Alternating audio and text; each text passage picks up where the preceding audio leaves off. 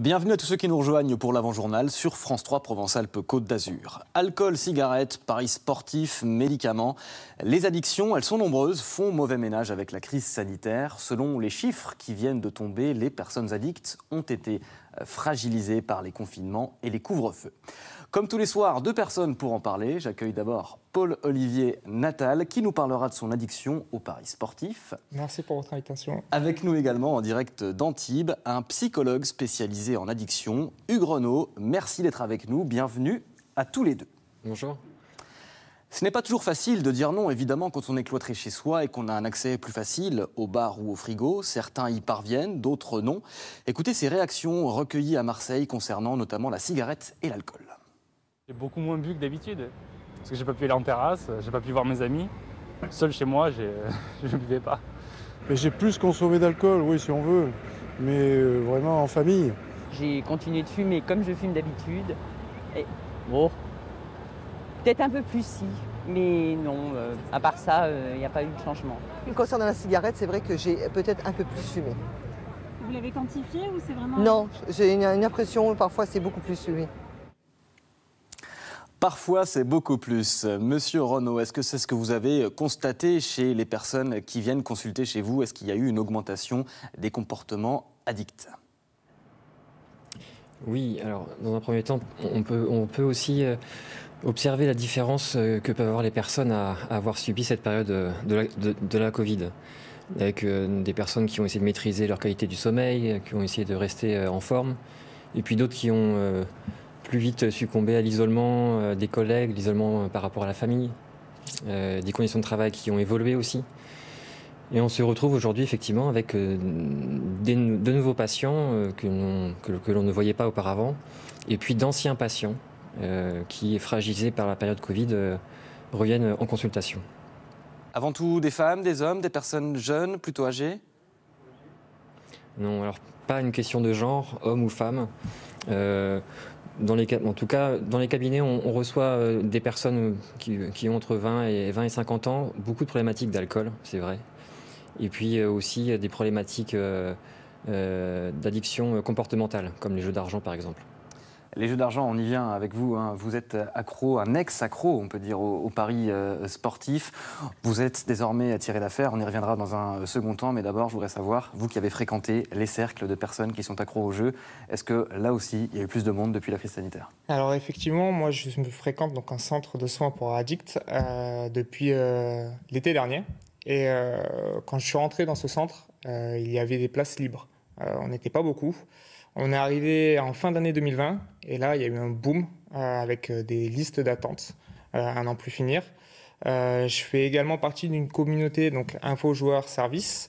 C'est un forum où on regroupe différents individus qui souffrent d'addictologie, que ce soit au poker ou au paris sportif. Et là, pareil, on a eu une recrudescence de personnes venant témoigner de leur souffrance par rapport à l'addiction. Les comportements addictifs ont augmenté chez les personnes accros. On l'a dit, on le répète, il y a ce chiffre de l'association Addiction France. Une personne sur 2 qui est suivie pour un problème d'addiction a augmenté sa consommation durant la crise sanitaire. Cela concerne plusieurs produits, par exemple la cigarette, le cannabis, l'alcool ou les médicaments. C'est ce que vous constatez encore une fois, Hugues Renaud. Est-ce que c'est inéluctable ou pas? Est-ce que ça va avoir des conséquences durable ou est-ce que ça va s'arrêter une fois que la crise sanitaire sera derrière nous? Alors, le sujet, c'est qu'effectivement, une personne addicte a des neurones dopaminergiques qui seront plus sensibles aux substances. Ce qui fait qu'un consommateur, un ancien consommateur ou une personne qui a eu des problèmes d'addiction sera plus sensible à de nouvelles problématiques addictives par la suite, ce qui a pu être le cas pendant la période de Covid. Et les comportements addictifs ont augmenté chez les personnes accros, je le répète, mais pas forcément chez les Français en général. Il faut être plus nuancé. Bonsoir, Élodie Pépin. Concernant, par exemple, encore une fois, l'alcool et le tabac, qu'est-ce qu'on peut dire? Eh bien, on commence par le tabac. On ne peut pas dire que la consommation ait fait un bond énorme, mais en tout cas, sa consommation n'a pas baissé. Vous le voyez, alors que depuis 2014, on enregistrait une baisse de la consommation de cigarettes. On voit ici en 2020 une légère augmentation. En 2019, les plus de 18 ans, 24% d'entre eux déclaraient fumer quotidiennement. En 2020, ils sont 25,5%. Une légère augmentation. Alors ça concerne qui principalement? Eh bien les 24-34 ans, 41% d'entre eux disent avoir fumé plus depuis le premier confinement.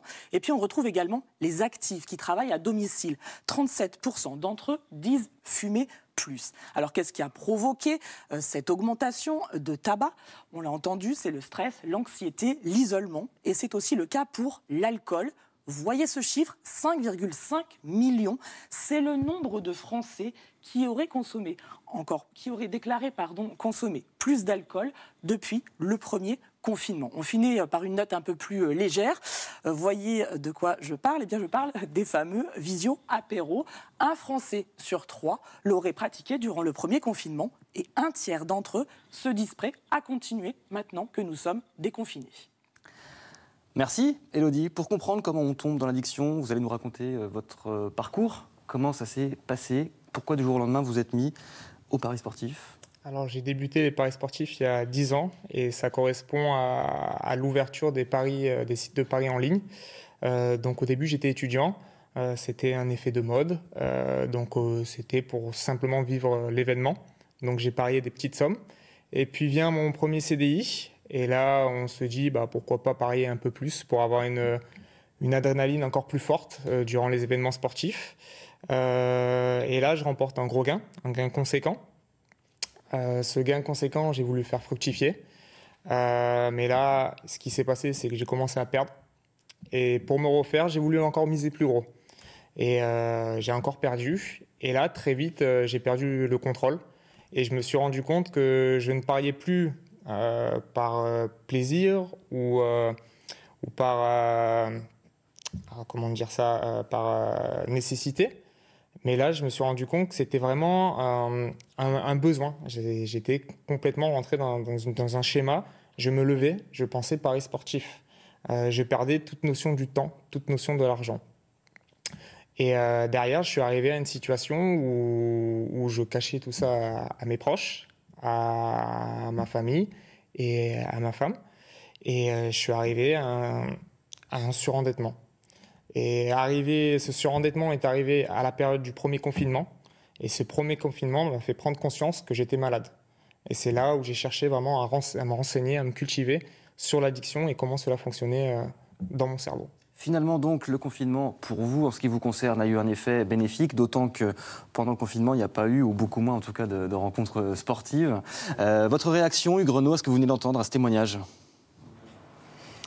On se rend compte que les signaux d'alerte peuvent être multiples aussi. On se rend compte que là, en l'occurrence, la famille a joué un rôle important en termes de signal d'alerte. Et il y a de nouveaux comportements qui peuvent apparaître, d'anciens qui se cristallisent. Et je pense qu'il faut être assez réceptif et assez attentif au comportement et au regard de l'environnement.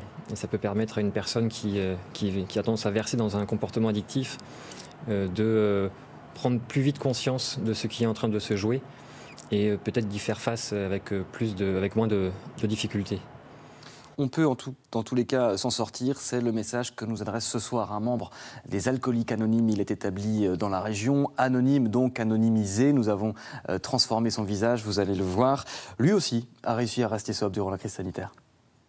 Cette période de notre vie où nous n'avons pas pu nous réunir physiquement n'a pas été pour moi d'une difficulté particulière.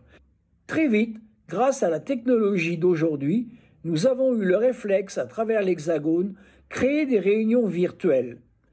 Il est à constater que cette crise qui aurait pu très bien nous déstabiliser, en fait, il n'en est rien.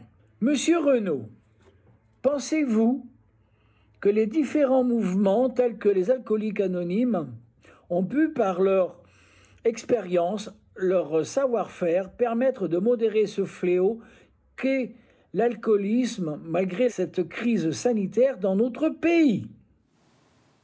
Je laisse l'intéressé répondre. Ce qui est certain, c'est que la libération de la parole, c'est un élément extrêmement important pour faire face aux conduites addictives.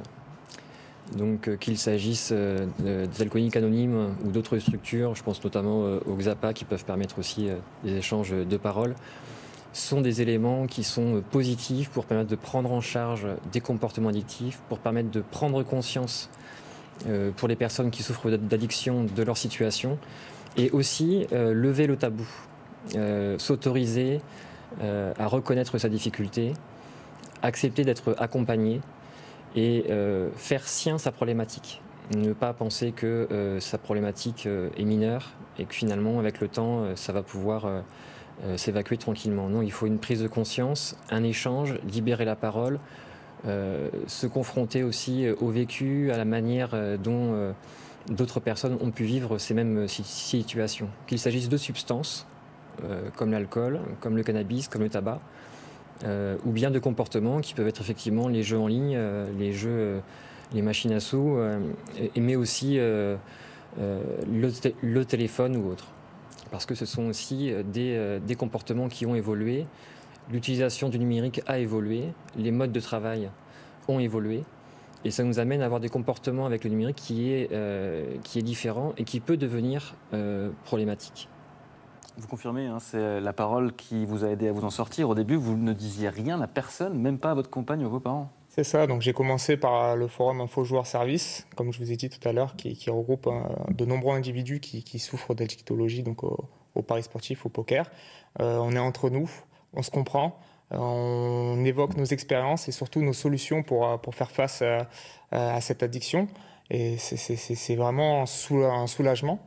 Derrière, il y a eu le centre de soins pour addicts. On est suivi, accompagné par un psychologue ou une psychiatre ou même une assistante.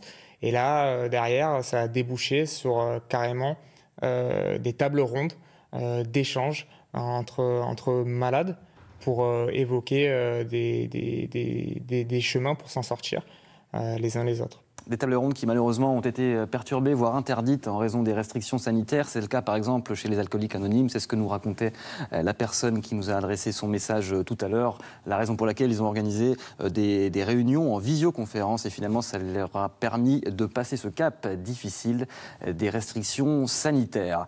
Les restrictions sanitaires avec leur lot d'angoisse contribuent à exacerber les addictions, mais il n'y a pas que ça. Je voudrais qu'on retrouve tout de suite Élodie Pépin. Élodie, concrètement, il se passe quoi dans notre cerveau pour expliquer le mécanisme des addictions? Oui, vous l'avez dit Adrien, ça se passe ici dans notre cerveau.